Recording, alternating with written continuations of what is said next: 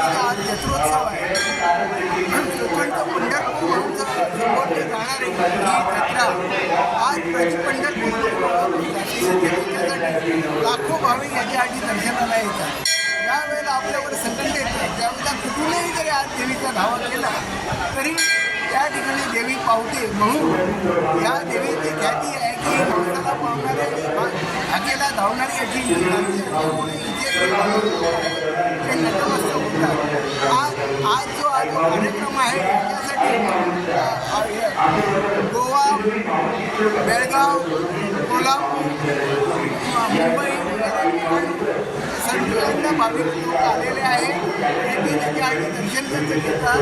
आणि आता महत्त्वाचं म्हणजे लोकांना असतं ते रात्री म्हणजे जो आहे तो महत्त्वाचा कार्यक्रम असतो. त्याच्यासाठी जेव्हा त्याच्यावरती असा काही प्रसंग घडतो त्यावेळेला ते जर माझ्यावरचा हा जो प्रसंग राहिला तर मी लोकांना जाणेल असा नवस करतो. आणि तो त्यांना अनुभव आल्यानंतर दाम्पत्य आहे किंवा लोक आहे की ते वर्षानुवर्ष लोकांना आता लाखो भाविक सुद्धा ती लोकांची जत्रा म्हणून प्रसिद्ध आहे.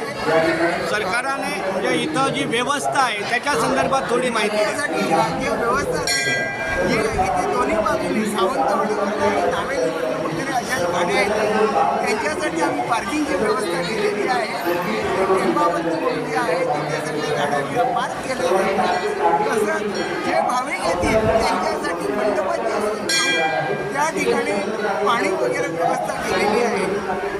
हे आपण लोटांगण म्हणून जो प्रकार करतोय ते त्यामागची काय भावना आहे? लोटांगण म्हणजे काय की ज्या वेळेला एखाद्याच्यावरती प्रसंग येतो त्यावेळेला तो भाविक ज्या ठिकाणी कुठेही जरी असला तरी तो त्या ठिकाणी देवीला नवस करतो की देवी जर माझ्यावरचं जे आज संकट आलेलं आहे ते जर परिहार केलं तर मी यावर्षी येणाऱ्या जत्रेला तुझं लोटांगण घालेन. ते लोटांगण याच्यामध्ये स्त्री आणि पुरुष हे वेगवेगळ्या प्रकारचं लोटांगण घालतात. पुरुष जे असतात ते एकसारखे असे रोग करून आणि ते लोटांगण घातलं जातं. आणि स्त्रिया असतात ते केस मोकळे सोडून धुण्याने डोळे बंद करून लोटांगण घातलं जातं. किती वर्षाची परंपरा आहे असं काय माहिती? ही म्हणजे आता मला आता 72 वर्ष झालेली आहे. त्याच्या पूर्वीपासून कितीतरी वर्षापासून हा जो म्हणजे मला वाटतं अगदी नक्की आम्ही आला काय हे नाही पण आम्ही लहानपणापासून अगोदर सुद्धा जी जत्रा होती ही सिंधुदुर्गामध्ये एक नंबरची जत्रा म्हणून ओळखली जाते.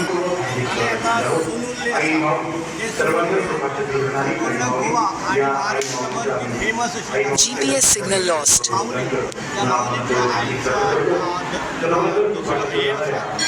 जत्रा आणि हे लोकांची जत्रा म्हणून लाईनी जे दिसतात सकाळपासून सुरू झालेली लाईन रात्री उशिरापर्यंत लाईन ही जी लाईन महिलांकडे लोटांगण म्हणून तो प्रकार असा लोटांगणाची जत्रा म्हणून आणि त्याच्यामध्ये भाविकांची गर्दी असा ती मोठ्या प्रमाणात चालू असतात.